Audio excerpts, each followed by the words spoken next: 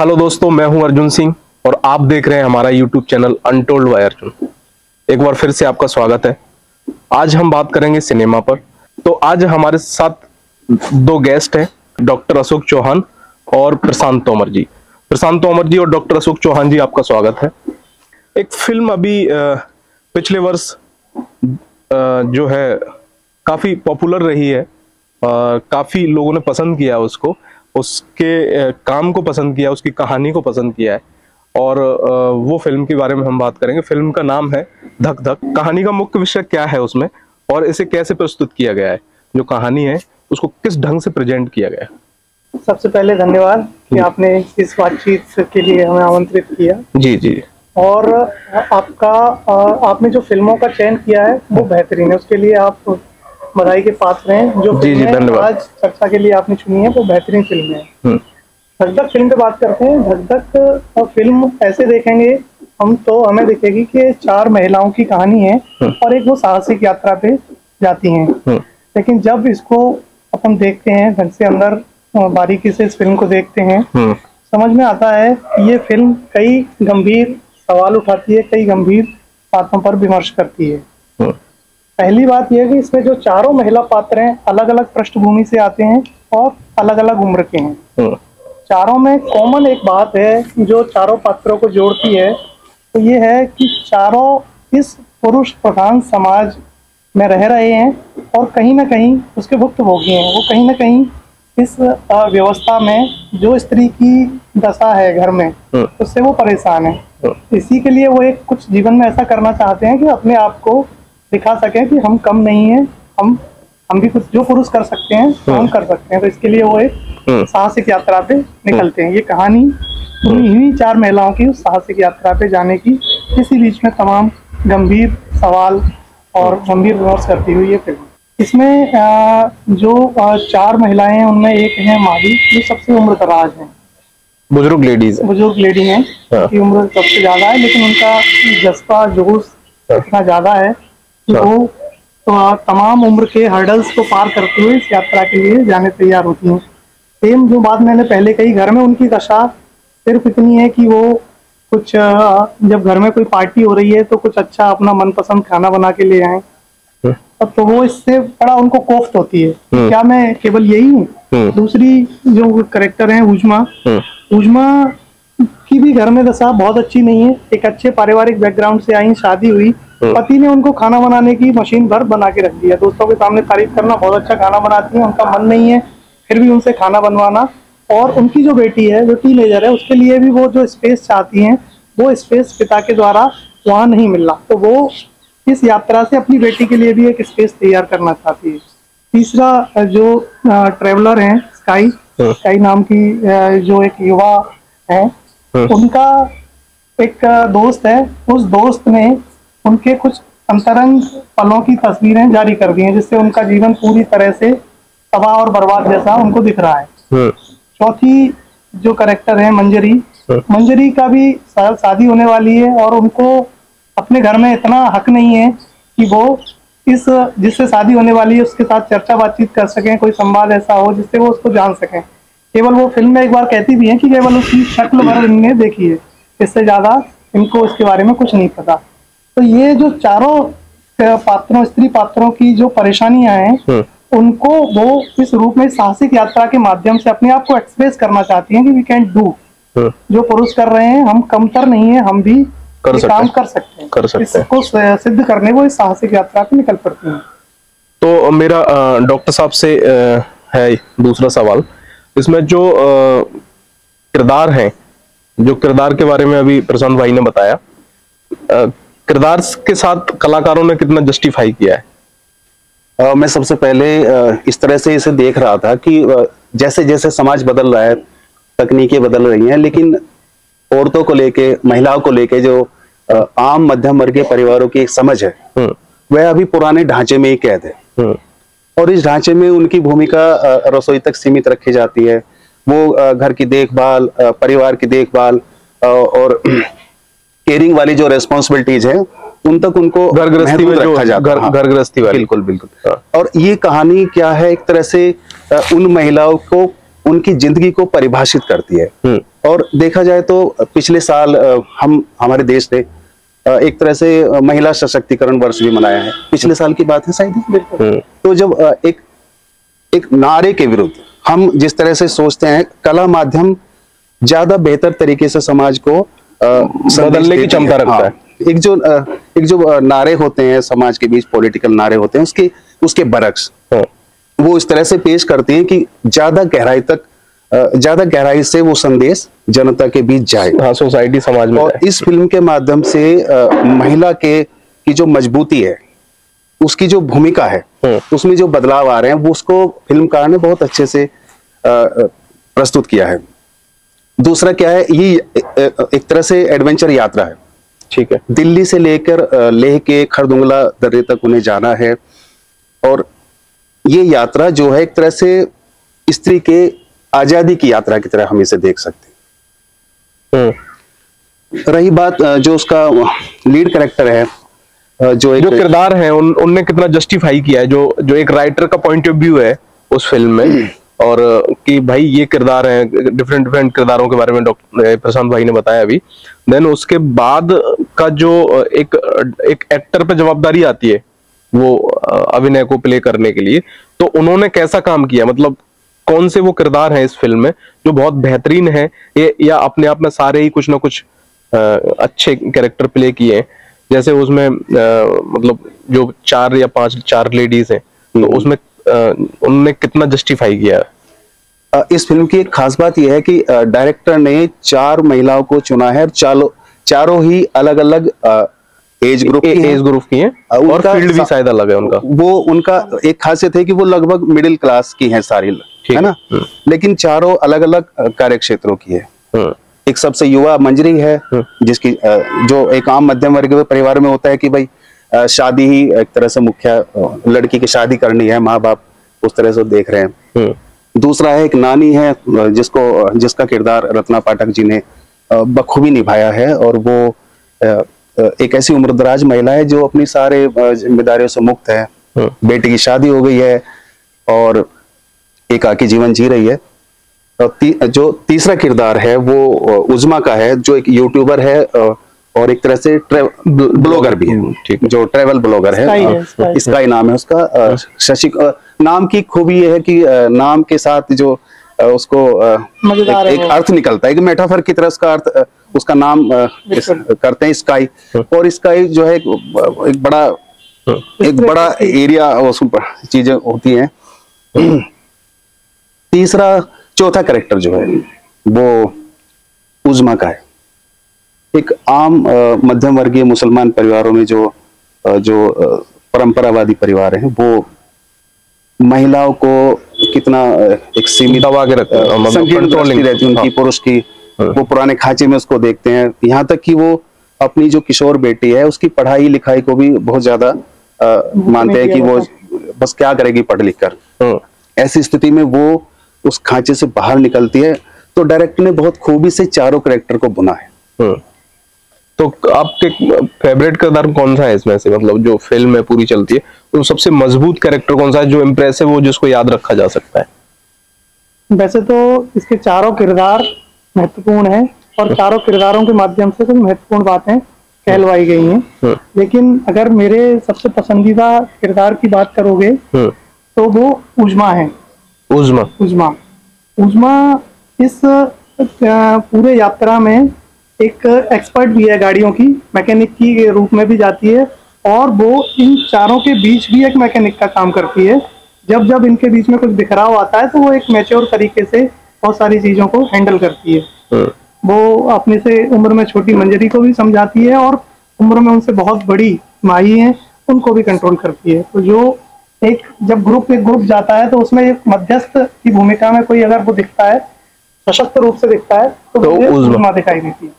उज़्मा का ऐसा कैरेक्टर है, जैसे वर्ल्ड सिनेमा में महिलाओं को जैसे दिखाते हैं ना कि भाई मैकेनिक है, मतलब इंडियन सिनेमा में बहुत कम महिलाएं हैं जो इस टाइप के कैरेक्टर्स प्ले करती हैं, लेकिन अपन वर्ल्ड सिनेमा में जाएंगे तो उज़्मा जैसे कैरेक्टर्स बहुत सारे हैं। मतलब चाहे वो सर्वाइवल फिल्म हो, चाहे वो एडवेंचर फिल्म हो, चाहे वो साइंस फिक्शन हो, वर्ल्ड में उज़्मा की एक खास बात यह है कि वह एक तरह से गृहिणी के रोल में है। लेकिन उसका वो पक्ष छुपा हुआ है शुरू में कि वो एक अच्छी मैकेनिक भी है। और हम अपने समाज में देखें तो इस क्षेत्र में महिलाएं ना के बराबर हैं।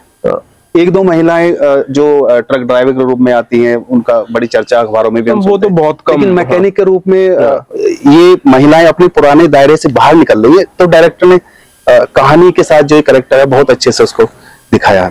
आपको बताना चाहूंगा जी, एक जब स्काई परेशान हो जाती है कि एक तो उस तरफ से परेशान थी, इस यात्रा पे आई है, तो एक हादसे में उसकी गाड़ी नदी में गिर जाती है, जिसमें उसका कैमरा, सारा लगेज, सब कुछ बह जाता है। तो अंतिम यात्रा उसे लग रहा था कि ये यात्रा उसका जीवन बदलेगी, तो सब यात्रा वहां तबाह होने की कगार पे। तो वो एक बौद्ध भिक्षुणी है, उनके पास जाती है, तो बड़ी महत्वपूर्ण बात कहती है कि कभी भी जीवन में कोई एक इवेंट, कोई एक घटना, कोई एक ऐसी चीज जीवन में बड़े बदलाव नहीं कर सकती। आप बेफिक्र रहिए, जीवन में बड़े बदलाव के लिए कंसिस्टेंसी चाहिए, डिसिप्लिन चाहिए, हार्ड वर्क चाहिए। तो एक लंबी प्रोसेस है, उसके बाद ही कुछ बदलाव आएगा। आपने सोचो कि वो प्रॉब्लम नहीं है, वो प्रोसेस है। यस। एक कैरेक्टर पे और बात करने की जरूरत है, वो है ये मनप्रीत कौर, जो जिसे हम उसमें फिल्म में माही के रूप में सामने आते हैं। भारतीय परिवार में दरअसल ये फिल्म फेमिनिस्टिक अप्रोच की फिल्म है, ये हम शुरू में बातचीत कर चुके हैं। भारतीय समाज में बुजुर्ग आदमी की भूमिका लगातार घटती जा रही है। युवा वर्ग जो है, जो एकदम नई जनरेशन है, वो बुजुर्गों के साथ उतने अटैचमेंट में नहीं है। एक तरह से जनरेशन गैप पैदा हो गया है। जनरेशन गैप हो गया है, उनको ये लगता है कि मतलब इनको क्या ही पता है। हाँ, दूसरी जो महत्वपूर्ण चीज है वो है कि बुजुर्ग आदमी भी एक तरह से ये मान लेते हैं कि अब उनका रोल जैसे खत्म हो गया। उनका रोल क्या है? परिवार में हिदायतें देना है, बच्चों को समझाना है। मसलन वो ये मानती हैं कि परिवार में एक मोटा मोटे निर्देश देना, लेकिन यहाँ पर मनप्रीत कौर मोटरसाइकिल चलाना सीखती है। तो ये एक मोटिवेशनल स्थिति पैदा होती है। मतलब ये फिल्म में ये आया भी है कि नानी की तो मोरनी होती है, नानी की मोटरसाइकिल कहाँ है। तो भारतीय परंपरा, जो भारतीय समाज है ना, वो अपने परंपराओं से इतना अटैचमेंट है कि बदलते समय के साथ जो स्थितियां बदल रही है, सोशल मीडिया ने जिस तरह से समाज को एक्सप्लोर कर दिया है, तो बुजुर्गों को भी बदलना पड़ेगा थोड़ा सा, है ना। तो वो बदलती है और एक तरह से उस दायरे को तोड़ती है जहां हम सोचते हैं कि बुजुर्ग आदमी केवल घर में रहे, वो एक एडवेंचर यात्रा पर जाती है। डायरेक्टर जो है इन्होंने बड़ी बड़ी बखूबी से इस फिल्म का निर्माण किया है, लेकिन इस फिल्म की जिस लेवल पे चर्चा होनी चाहिए सोसाइटी में, मतलब मुझे नहीं लगता कि मुझे कहीं भी सुनने में आता है कि बहुत बिग बजट की फिल्म या बड़ी फिल्मों की इतनी चर्चा होती है जिनमें कुछ खास मैसेज नहीं होता, लेकिन इतनी बेहतरीन सेंसिटिव और इतनी बेहतरीन मोटिवेशनल फिल्म जिसके बारे में चर्चा नहीं है, इसको कैसे देखते हैं आप सोसाइटी में? देखिए, मैं इस तरह से बात करूं इसको कि इसका टाइटल धक धक है, जो ऊपर से देखने में दिल की धड़कन रूपक है, बहुत हाइट से, मतलब हाँ, लेकिन इसको अगर दूसरे एंगल से देखा जाए तो ये दरअसल जो समाज का ढांचा है उसमें धक धक पैदा करती है। डायरेक्टर का जो मेरे हिसाब से, चूंकि फिल्म जो है वो केवल वही नहीं कहती जो उसके रील पे चल रहा होता है, फिल्म उसके पीछे भी बहुत कुछ कहती है। और जो सेंसिटिव ऑडियंस है वो उसको समझती है और समझना भी चाहिए उसको। तो धक धक केवल यूथ अप्रोच को लेकर रखा गया शीर्षक नहीं है, बल्कि ये उस धड़कन को भी रूपायित करता है कि समाज जब बदलती हुई स्त्रियों को देखता है तो उसके मन में धक धक होती है। और ये धक धक केवल पॉजिटिव सेंस में नहीं है, बल्कि वो स्त्रियों के आगे बढ़ते जाने को बहुत एक तरह से सहन न करने की स्थिति में भी होता है। तो एक बड़ी बात है। और दूसरा है कि जब औरत की पहचान और उसकी आजादी की बात हम कर रहे हैं, तो हमें पुरुष समाज को भी इन बदलावों को सहन करना पड़ेगा। यानी उसकी धक धक जो है वो एक अच्छे और बेहतरीन म्यूजिकल रिदम के साथ आए, न कि एक हव्वे के तौर पे आए। तो चलिए हम लोग आगे बढ़ते हैं। कहानी का अंत कैसा है और वो आखिर में सोसाइटी को क्या मैसेज देती है? कहानी का अंत तो एक आम फिल्मों जैसा ही है, इसमें बाकी बीच में बिखराव होता है, फिर फिल्म सब ठीक होती है और अंत तो उस तरह से दिखाया है। लेकिन फिल्म बीच में कई गंभीर संदेश समाज को देती है। एक जगह उष्मा से उसका जो स्काई पूछती है कि हिंदुस्तान मोटरसाइकिल परिवार से आते हो आप, तो लेगेसी तो मैं जानती हूँ, लेकिन आपका नाम उसमें कहीं नहीं आया। वो उसका जवाब देती है कि अब्बू ने ये गैराज मेरे नाम किया, फिर मेरी शादी हो गई और मेरी लेगेसी मेरे पति के पास चली गई। बड़ा महत्वपूर्ण संदेश है। मतलब भी नहीं है कि पिता की जो लेगेसी है इस पितृसत्तात्मक समाज में बेटियों को ट्रांसफर नहीं होती, शादी हो गई तो वो पति को ट्रांसफर हो जाती है। बड़ी महत्वपूर्ण बात। और जब स्काई सब निराश होकर जाती है ट्रक पे, एक और वहाँ बड़ा महत्वपूर्ण संवाद है। तो मजदूर जो काम कर रहे हैं वहाँ सड़कें बना रहे हैं पहाड़ों पे, तो उनको कहती है कि आपको घर की याद नहीं आती है? आपको घर की याद क्यों आ रही है? पहाड़ों में रहते हो आप, तो हम तो सब पहाड़ों में आने के सपने देखते हैं। वो कहता है कि सड़कें बनाते बनाते आंखों में धूल भर गई, आंखें फूट गई, अब पहाड़ अच्छे नहीं लगते, घर की याद आती है तो पूरब की तरफ देख ले। ये काफी महत्वपूर्ण बात कही है प्रशांत भाई ने। तो आप कैसे देखते हैं? मैंने फिल्म के कुछ दृश्यों को बहुत एक अलग तरह के एहसास से देखा है। खासतौर पे जब वो यात्रा के लिए निकलती हैं, तो एक छोटी लड़की होती है जहाँ वो रुकती है, जहाँ पहली बार रुकती है, तो वो एक किसान लड़की है जो अपने घर के कामकाज कर रही है। तो उसके पीछे दीवार पे एक सरकारी विज्ञापन लिखा होता है कि लड़कियों को घर से दूर न जाने दे, घर में शौचालय बनाए। मैं यहाँ पर ये कहना चाहता हूँ कि शौचालय बनाना एक मूलभूत जरूरत है, लेकिन इसको इस अर्थ में देखना कि लड़कियां बाहर ही ना निकले और घर के अंदर ही उसको रह जाए, तो ये एक तरह से अंतर्विरोध पैदा होता है। यानी डायरेक्टर ने उस घर से दूर न भेजने देने की बात को एक ऐसे तंज के रूप में वहां दिखाया जो समाज को सोचने को मजबूर करता है। दूसरा, रास्ते में उसको जो एक जहां वो मंजरी पहली बार दुर्घटनाग्रस्त हो जाती है, उसको चोट लग जाती है और उसका फोन छूट जाता है अपने साथियों के पास, तो वह ड्राइवर जो है उसकी मदद करता है और अपने मोबाइल से उसके सोशल मीडिया अकाउंट को लॉगिन करने की बात करता है। तो यहाँ पर हम देख सकते हैं कि समाज के जो कामगार तबके हैं वह भी एक तरह से सोशल मीडिया के साथ अटैचमेंट है, उनका भी दायरा बढ़ रहा है। उनको केवल हम मजदूर, कर्मचारी जैसे जो संकीर्ण नजरिए हैं उनसे हमें अब देखना बंद करना चाहिए। वो भी कर्मचारी हैं और बड़े सम्मान से अपने अपने काम कर रहे हैं। भारतीय समाज में एक बड़ा संकट ये रहा है कि यहाँ पर जो ऊंचे पदों के लोग हैं वो शिक्षित माने जाते रहे हैं और जो छोटा तबका है उसको ऐसा मान लेते हैं कि ये अनपढ़ है और इसको कुछ आता जाता नहीं होगा। रास्ते में जो एक विदेशी उनको मिलता है, जो मनप्रीत की गाड़ी खराब हो जाती है, तो उसके मन में एक भय है अजनबी के प्रति।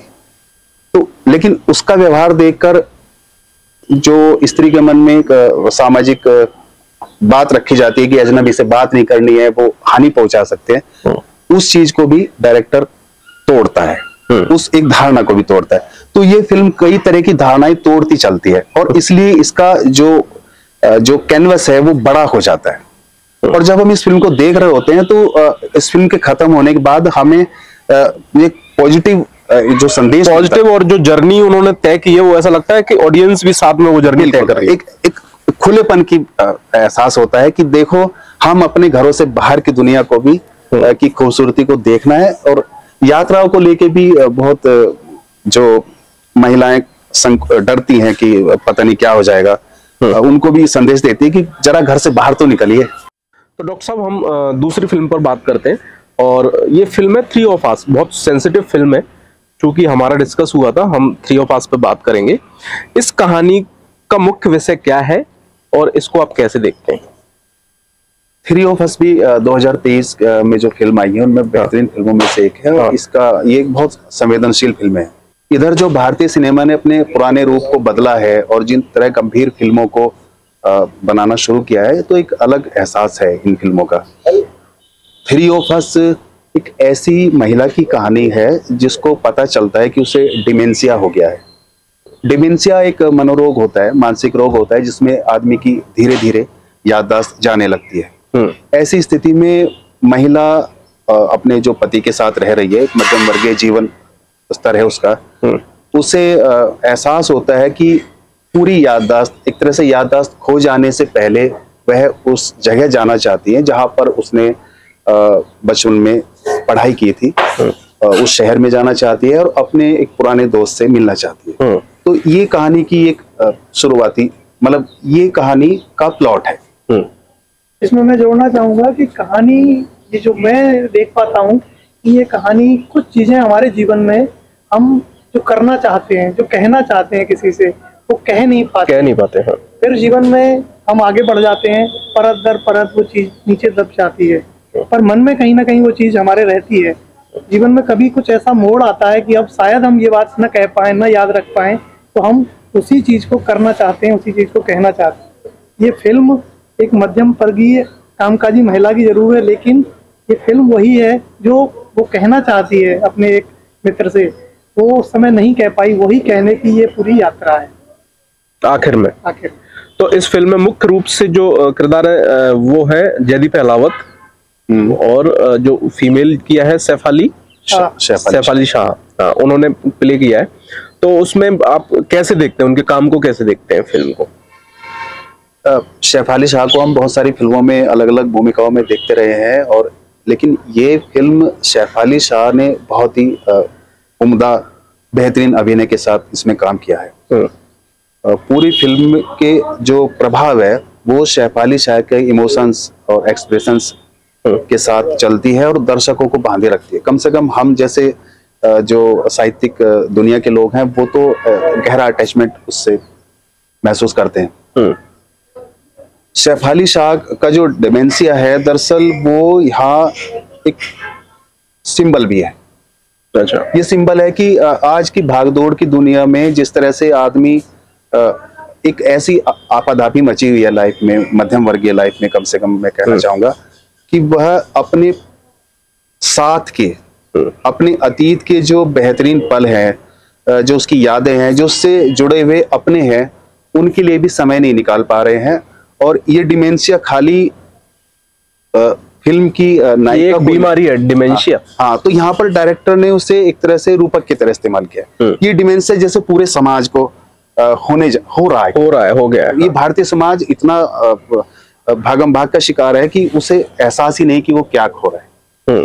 अब एक उम्र के बाद आदमी को एहसास होने लगता है कि वो विचार करने लगता है, वो अपने अंतस में झांकने लगता है, कुछ जवाबदारियां खत्म हो जाती हैं, देन उसके बाद उसको लगता है कि क्या छूटा है हमसे। हाँ, समझदारी का एक लेवल आता है तो आदमी पीछे के दिनों को जरूर उसका मूल्यांकन करने लगता है। और फिल्म की जो नायिका है वो एक तरह से उसके मन में बहुत सारे अधूरे उन पलों को फिर से जीने का इच्छा जागृत होती है, और वो अपने पति से कहती है कि मुझे एक बार वेंगुर्ला जाना है। वेंगुर्ला कोंकण का ही एक शहर है, कस्बा है, और उसका पति उसकी इच्छा को सम्मान करता है, वहां उसे ले जाता है। तो जो नायक है इसमें जयदीप अहलावत, उन कैसा कैरेक्टर है उनका, उनके कैरेक्टर के बारे में थोड़ा सा ब्रीफ, और कैसा काम किया उन्होंने, कितना जस्टिफाई किया उस कैरेक्टर को? अब देखो, बचपन के जो साथी होते हैं, जिनके साथ हम पढ़े हुए खेले हुए होते हैं, और जो हमारी सेंसेस में उनका जो रूप होता है, जयदीप अहलावत ने एक महिला के पुराने दोस्त, गहरे दोस्त, जो जिसे उससे बचपन में प्यार भी रहा है, एक तरह से जो बचपने का प्यार होता है, जैसी उसकी कल्पना हो सकती है, जयदीप अहलावत ने उसे शानदार तरीके से निभाया है। तो इतना संवेदनशील उसका चरित्र है कि वह दर्शकों को खींच लेता है, हम सब उससे जुड़ जाते हैं। दूसरा जो इसमें महत्वपूर्ण चीज है वो ये है कि शैलजा के पति के रूप में, जो कि स्वानंद किरकिरे हैं उसमें, और उनको हम काफी, दीपांकर उनका नाम है कैरेक्टर का, तो एक पति के रूप में जो पत्नी का सहयोगी जिस तरह से होना चाहिए पति को, वो भी उन्होंने बखूबी निभाया।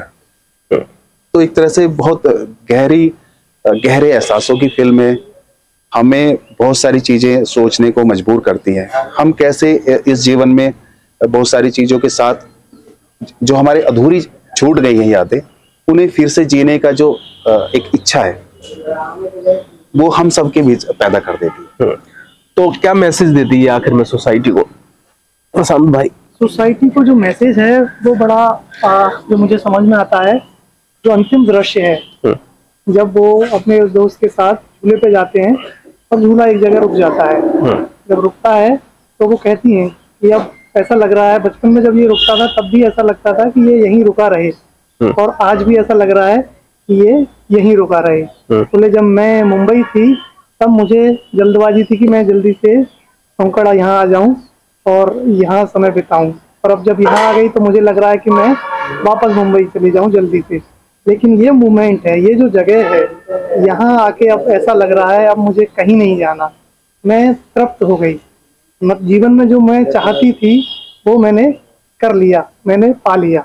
तो वो एक जो भाव है, एक जो भाव है कि सेटिस्फेक्शन का जो सेंस ऑफ सेटिस्फेक्शन है वो उसको इंगित करता है ये। दूसरा, शेफाली शाह की एक्टिंग तो जबरदस्त है, उनकी बॉडी लैंग्वेज और आंखों से उनने जो जीवंत अभिनय किया है।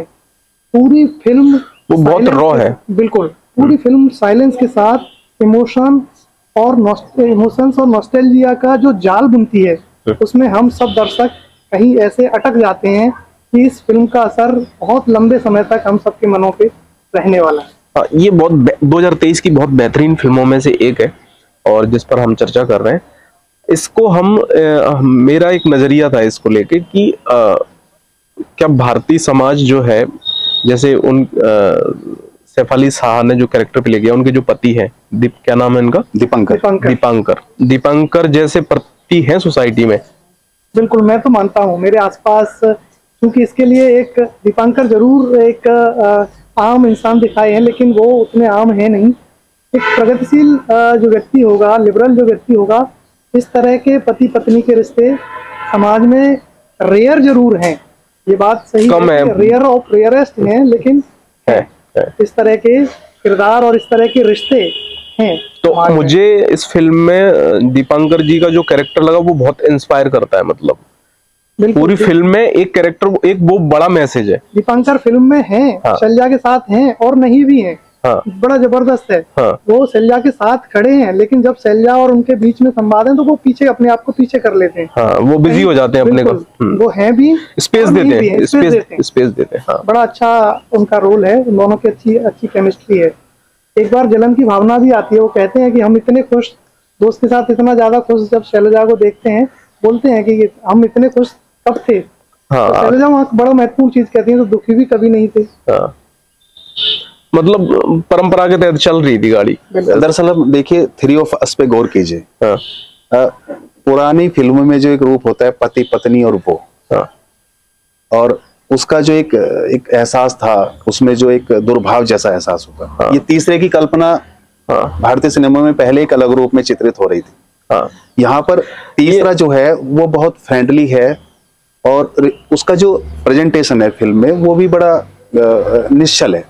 तो बचपन देखिए, आमतौर पे क्या होता है कि यहाँ पर अगर वो एक बड़ी उम्र का प्यार होता है तो एक अलग एंगल उसका हो सकता था, उस पे वो किसी और फिल्म में देखने की स्थिति बनेगी उसकी। लेकिन यहाँ पे जो कि निश्चल प्यार, बचपन का प्यार है, तो पति को बहुत ज्यादा उससे आपत्ति है नहीं। हालांकि वो इस बात से थोड़ा सा नाराज होता है कि शैलजा ने उसको कभी बताया नहीं, और शैलजा उसे कहती है कि ये मैंने जानबूझ के नहीं किया। मतलब ऐसा कुछ जिस चीज को हम छोड़ के आ गए हैं। ये फिल्म ये भी संदेश देती है कि जो पुराना दायरा है सोच का, पति पत्नी के बीच जो आपसे रिश्ते हैं, जो एक तारतम्य होता है, जो गहरा लगाव होता है, उसमें पत्नी के दोस्त या पति के दोस्त की जो स्थिति है, उसको भी बहुत बड़े दिल के साथ कबूल करा जा सकता है, और समाज में बदलाव हो रहे हैं। ये बदलाव हमें स्वीकार करने ही पड़ेंगे, करने भी चाहिए। बिल्कुल। तो ये मतलब बहुत बेहतरीन फिल्म है और सोसाइटी को ये फिल्में देखनी चाहिए। मुझे लगता है ये फिल्म ऑस्कर के लिए या कहीं उसके लिए नामित हुई है और इसको देखा गया है। विश्व सिनेमा में भी इसको बड़ा सराहा जा रहा है, खासकर कि शेफाली के अभिनय को। अच्छा, तो इसी कड़ी में हमारी आखिरी फिल्म है जो है 8 AM मेट्रो। ये लास्ट ईयर की मेरी सबसे बेस्ट फिल्म है, मतलब मेरी सबसे फेवरेट फिल्मों में से एक है। मतलब ये फिल्म देखने के बाद आदमी नहीं रहता। मतलब खाली हो जाता है।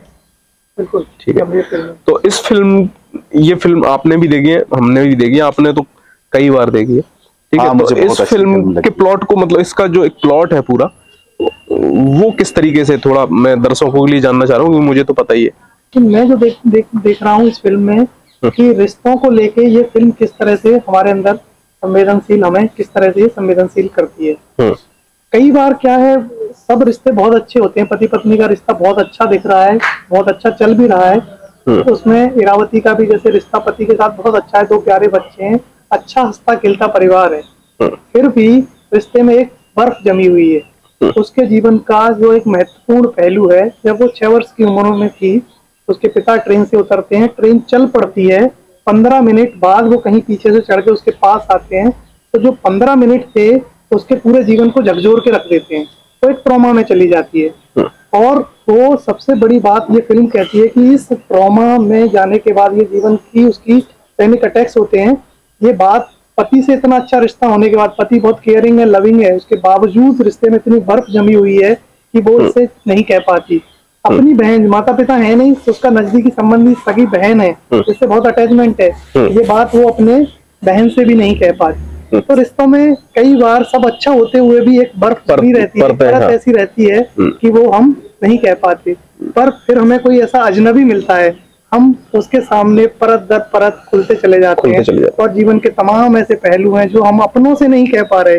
भारतीय समाज की भी सच्चाई है, कई बार हम अपनों से चीजें नहीं कह पाते हैं। ये समाज का ऐसा परवरिश ऐसी है कि नहीं कह पाते अपनों से, वो हम अजनबियों के सामने धड़ाधड़ कहते चले जाते हैं। ये फिल्म ये संदेश देती हुई मुझे दिखाई दे रही। प्लॉट की बात कर रहा था मैं, आप इस एटीएम मेट्रो के प्लॉट को कैसे देखते हैं, कहानी क्या कहती है? एटीएम मेट्रो की कहानी को कहने को एक लाइन में कहा जा सकता है, पर वो कहानी अपनी गहराई में इतनी उतरी हुई है कि उसको सीधे तौर पे कहते हुए थोड़ा सा मैं उसको ये कहना चाहूंगा कि इसे हम किस रूप में देखें। एक महिला है जिसे बचपन में एक ट्रॉमा हादसा हुआ था और उसका एक ट्रॉमा है, उसे रेल में सफर करते हुए डर लगता है। लेकिन उसकी छोटी बहन जो हैदराबाद में रहती है, उसकी मदद के लिए उसे जाना पड़ता है क्योंकि वो प्रेग्नेंट है, उसका डिलीवरी होने वाली है। हिंदी सिनेमा की एक खास बात यहाँ पर इन फिल्मों के जब हम चर्चा कर रहे हैं तो आपने देखा होगा कि ये सारी फिल्में उन मुद्दों को भी अब सामने ला रही हैं जिन पर अब तक फिल्में बनाने में कोताही बरती गई है एक तरह से। खास तौर पर जो सोशल और पर्सनल इश्यूज हैं, उनके जो गहरे मुद्दे हैं, खास तौर पर मनोरोग।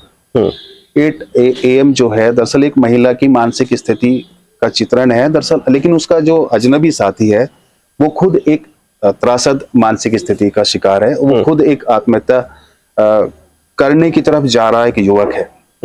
लेकिन जब दोनों मिलते हैं और एक दूसरे की स्थितियों को भांपते हैं तो एक सहयोग भावना विकसित होती है और एक जुड़ाव पैदा होता है और जिंदगी से लगाव पैदा होता है। तो ये फिल्म एक तरह से इस संदेश के साथ आगे बढ़ती है।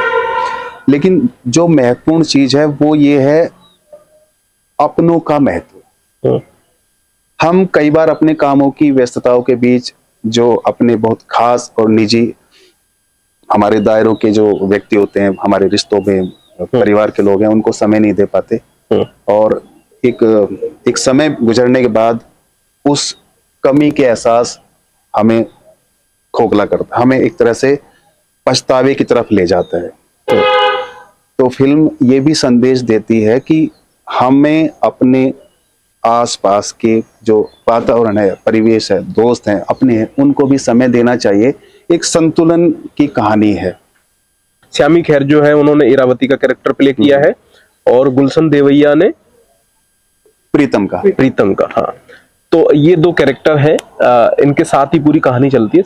सिंपल कहानी चलती है, कोई सस्पेंस नहीं है, लेकिन इतनी इमोशनल और हार्ट टचिंग कहानी है कि हर एक संवाद इसका बहुत असर छोड़ता है ऑडियंस पे, है ना। हर एक संवाद और एक कविता की तरह ये फिल्म चलती है। तो इसमें जो राइटर है उनके काम को आप कैसे देखते हैं? राइटर और डायरेक्टर चूंकि एक ही हैं इसके। हाँ, ये जिन्होंने राइटिंग की है वही डायरेक्टर है। राज आर की फिल्म है, राज आर ने डायरेक्ट की है, राज राचकोंडा ने।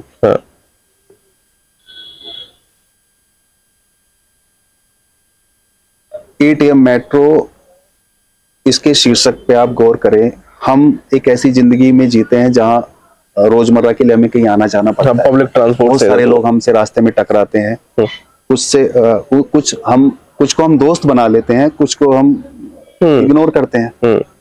तो जिंदगी के सफर में कुछ पल के लिए मिले हुए लोग जो जिनसे हम दोस्ती कर लेते हैं, उनसे भी हमारी जिंदगी, यह कह लो कि वो भी हमारी जिंदगी में महत्वपूर्ण है। दरअसल हम ऐसे रिश्तों की तरफ ज्यादा बढ़ते हैं जिनमें स्थायित्व होता है। हम बहुत अल्प समय के रिश्तों को बहुत ज्यादा महत्व नहीं देते। अब से पहले की जो फिल्में हैं उनमें बहुत सारी इस तरह की चीजें हैं कि जब हम किसी से प्रेम या दोस्ती करते हैं तो उससे एक आजीवन का नाता बांधने की कोशिश करते हैं। ये फिल्म बताती है कि कुछ पल के लिए भी अगर कोई मिला है, कुछ दिनों के लिए भी कोई मिला है, क्योंकि ये कहानी 2 हफ्ते के ड्यूरेशन की कहानी है, तो वो भी जिंदगी में बहुत सारे हमें खुशियां दे सकता है। और उस फिल्म में कुछ पंक्तियों से फिल्म शुरू होती है, वो पूरी फिल्म का कहते हैं कि उसमें है कि कभी कभी 2 लोग जहाज की तरह मिलते हैं, जो एक बार मिलते हैं फिर कभी नहीं मिलते, लेकिन एक दूसरे का जीवन बदल के रख देते हैं। इस फिल्म में भी वही हुआ है कि 2 लोग मिले, दोनों अजनबी थे, दोनों ने एक दूसरे के बारे में बहुत सी बातें करी। एक को आत्महत्या से बचा लिया जो कि मरने की कगार पे था, दूसरा और एक ट्रोमा में था, वो उससे उभर के, और उसके अंदर एक छुपा हुआ लेखक भी था जो कभी उसने एक्सप्रेस नहीं। उसके बाद वो 2 किताबें भी उसकी आती हैं, किताबें लिखती है, उसका जो प्रतिभा थी वो उभर के आ गई और जो दर्द था वो छिप गया। समुद्र के जहाज की तरह मिले, एक दूसरे का जीवन बदल दिया और फिर अपने रास्ते पे चले गए। तो डॉक्टर साहब, सोसाइटी को क्या मैसेज देती है फिल्म? ATM मेट्रो बहुत गहरे अर्थ की फिल्म है।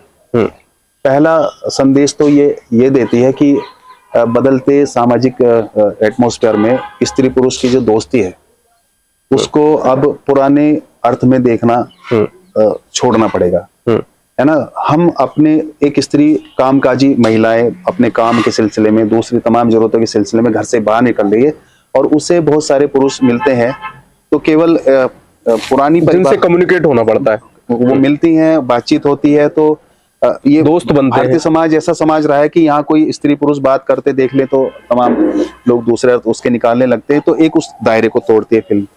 दूसरा महत्वपूर्ण संदेश है जिसपे तो सभी दर्शकों का ध्यान जाता है कि भारतीय समाज में मानसिक बीमारियों को लेके जो ट्रॉमा है, जो किसी भी व्यक्ति को हो सकता है, उसकी बात उसको हेल्पफुल होना उसके लेके, तो मानसिक बीमारियों पे एक तो बात होने लगी है।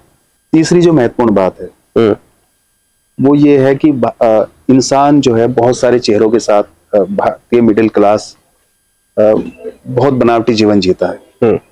यह उस अवधारणा को से बाहर निकलने की बात करती है कि हमें, जो हम अंदर से हैं, ऐसा ही हमें बाहर जीना चाहिए।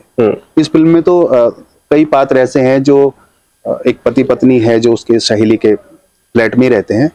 वो नौकरानी कहती है कि ये फेसबुक पर तो रील बनाते हैं एक दूसरे के गहरे प्रेम जताते हुए, और वास्तविक जिंदगी में आपस में लड़ते रहते हैं।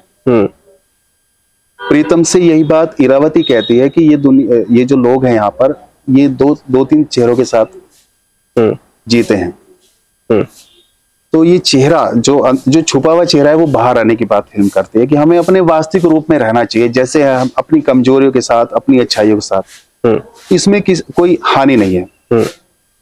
आप कैसे देखते हैं इसको? मतलब सोसाइटी क्या मैसेज है इसमें जो जिससे सोसाइटी को इंस्पायर होना चाहिए, लोगों को वो इंस्पायर करती हो?